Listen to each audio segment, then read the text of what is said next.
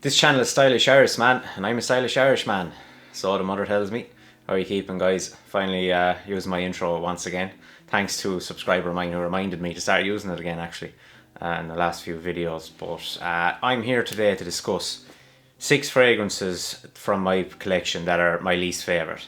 Hate is a strong word. I don't hate them, but I never reach for them. I blind bought them, obviously, so it's just a lesson out there for you people who are collecting it. Don't blind buy things. Just try your best to smell them, because they just don't always work out.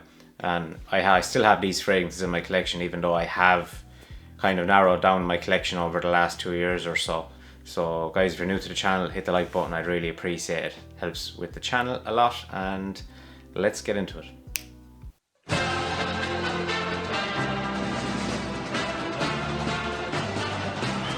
First one I have here is 1 Million Cologne by Paco Rabanne. So this is actually one of my latest acquisitions. I purchased it, I'd say, a year and a half ago. I liked it when I got it first.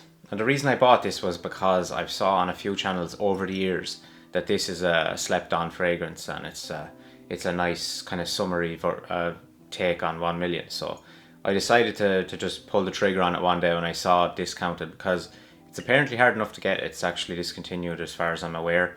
Correct me if I'm wrong. But yeah, 1 Million Cologne. It has a really nice bottle. So the back of it here, you can see is gold, and then it's just clear from the front. Sorry, there's a light shining in on the glass there now, so you can't see it properly. But yeah, I liked the bottle as well, and that's another reason why sometimes it might throw me over the line to just make a purchase for a blind buy if it has a nice bottle, which is stupid really. But yeah, so it has rose, citruses, sea notes, and mandarin orange. They're the main accords, but the rose in it really turns me off it. I'm not a huge fan of rose, and to be honest, I was hoping it wouldn't be as big a player in it as it is. So I've said in my previous video, if you've watched my previous video, I mentioned that 1 Million Cologne kind of smelled a bit like piss, or maybe a better way of saying it, urine. I don't know, like it just gives me that feeling, the feeling of piss. No, but like it just gives me a bad, I don't know what it is. I just don't like the smell of it. I wore it a few times and tried to make myself like it. You know, when you buy fragrance, you just nearly try kind of convince yourself that you like it. But yeah, I don't know, I won't be wearing this again probably, and might put it up for sale if someone's willing to buy it, but I don't think anyone will be too interested in it. Like I just presume no one's going to be interested in buying it. But yeah, I don't know. Have you smelled 1 Million Cologne? I'd like to hear your thoughts on it. Maybe saying it smells like urine is a bit far, but it just gives me a kind of a sweaty smell, or just a bad kind of smell, I think. And yeah, it's not my type of summery fragrance, and it's the rose that ruins it for me. So this is in my collection, but I won't be wearing it again, I'd say. So number 2 is L'Eau de Cèdre Pour Homme Intense. So this is another blind buy. L'Eau de Cèdre Pour Homme. The bottle's always intrigued me, and I decided to pull the trigger on this. I can't remember what YouTuber I was watching, but they had great praise for this fragrance, and I pulled the trigger on it that day when I saw it on discount, not even kind of realizing the notes that were in it. So this uses the note of yuzu, which is a very sharp, harsh kind of citrusy note. Yuzu is actually in Invictus Aqua. Don't know if you're aware of that one. I'm sure you're aware of that fragrance. But this has yuzu in there, which I don't mind. I don't love it. I think it's very harsh kind of note, but it's the incense in here that turns me off. Incense is a very difficult note for me to like. It depends on the fragrance, and obviously the notes in the fragrance along with the incense, but I don't love it in many fragrances. I don't really like it in many fragrances. This one has yuzu along with the incense, and it smells like every man that walks by me in mass on a Sunday, you know. And that's, you know, it's not to say, it just smells like a man kind of fragrance that a man wears every day kind of. And yeah, it just smells, it reminds me of mass. I don't know why. I think it's the incense, and I know like incense will be used in churches and stuff, but incense will be used in lots of masculine men's fragrances that will be kind of sold to the masses and stuff. So that's probably why it reminds me of that, and I just don't like it, and I can't, it doesn't match my personality, this kind of fragrance. It's too incense heavy, and that's why I don't like this one. I do like the bottle, and I am interested in trying out some of the other L'Eau de Say Pour Homme line, maybe the original. I haven't tried any of them though. If you know any of them, do you mind let me know in the comment section which ones you might recommend. I'll give them a try, but yeah, I don't know if I'll be wearing this. My father might like it, you know, it's not a bad fragrance for a grown man, but I'm not a fan. So that's L'Eau de Say Pour Homme Intense, number 2. Okay, so number 3 on the list then is Pure Tonka by Mugler. So I was always intrigued by the Mugler line when I started researching fragrances first. They were always getting great praise. All of the Mugler fragrances, Pure Malt, Pure Havane, and this Pure Tonka, they were always the top 3. There was also Ultra Zest, which I could never get my hands on because it was discontinued, and it's for sale for astronomical prices online on eBay and stuff. So I pulled the trigger on Pure Tonka after having Pure Havane and Pure Malt, liking them, thinking they're really nice now. I have to say I really like those 2 fragrances, but Pure Tonka was a different one, and it was kind of said to be a nice heavy kind of winter scent. And yeah, so I pulled the trigger on it, and I just instantly didn't really like it. It has a lot of heavy notes, so it has tonka bean obviously, which is the main note, but it has cacao, and what else? Let me see. Coffee, cacao, vanilla, licorice, and patchouli. So they're all very heavy notes, and licorice and patchouli are very heavy notes, and coffee, tonka bean, it's just too much heaviness for me. It's so strong, and the scent is actually not the worst. If I could get a toned down version of it, I might wear it, but I just think it's way too strong, way too powerful. And I do like powerful scents to a certain degree, depending on the occasion that I'm wearing them in and stuff, but yeah, I can't see myself really wearing this too often. Now maybe as I get a bit older I might enjoy it more. You know, it does kind of come across as a bit of an older, more mature scent. So yeah, Pure Tonka, I have it, and I'm not going to get rid of it. I'm going to keep it because I do feel that maybe in a few years time I might like it and be able to wear it on maybe to a wedding, or I don't know, like I can see it being more to a wedding or maybe on a night out and stuff. But yeah, that's Pure Tonka. I'd like to know your thoughts on it and what your thoughts are on Ultra Zest actually, because I never got to smell that before and I'd love to, but I'd love for them to re-release it. But yeah, Pure Tonka, number 3, not the biggest fan yet, but hopefully maybe in a few years I will be.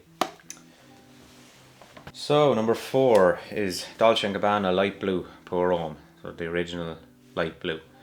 So this one actually is iconic in my collection because it's the first one I bought when I actually started collecting from watching YouTube videos. I was watching YouTube videos, and this was on a video from Jeremy Fragrance there, one of his hundreds of videos, and saw it online for cheap, so I picked it up. Now it was the first disappointing blind buy for me. Dolce & Gabbana Light Blue. I don't know what it is about it. It's very salty, even though like there's no salty notes in it really. There's musk, incense, oak moss, juniper, grapefruit, rosemary. I think the rosemary really is what's turning me off. I'm not sure. And I'm not a huge fan of grapefruit either. So yeah, I don't know. It also reminds me of Mass on a Sunday, and it has incense as well, so maybe the incense kind of does that to me. But it reminds me of when I started collecting. That's the only thing, because when I did get it, I wore it first to work and stuff for a long time before I bought my second one, and I nearly just kind of was trying to tell myself I liked it because Jeremy Fragrance said it was great and all that. So I did wear it a bit, but yeah, I'm not a huge fan, but I liked it. It does kind of bring me back to when I started collecting and when I was living in Dublin and stuff. So maybe I'll keep it, and maybe eventually I'll wear it, you know, like I said for L'Eau de Say, or sorry, Pure Tonka. Maybe I'll wear that in the future as well. But yeah, Light Blue by Dolce & Gabbana, not a huge fan. I did smell one of the flankers there. It was Blue Sun or Ultra Sun.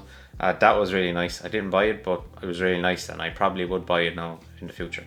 But the original Light Blue, not a massive fan. Do you like it? I'd love to know down in the comments. So the second last one on the list here is called Zegna Z Milan. By Zegna, I think, is the house. Yeah, so this is a fig fragrance. So this one only has 3 notes, which are fig, clary sage and sandalwood. They're the only 3 notes. So I was intrigued that such a small note breakdown was in a fig fragrance. So because I thought now this would really give me the feeling of what fig is like. And it's a very jammy kind of fragrance.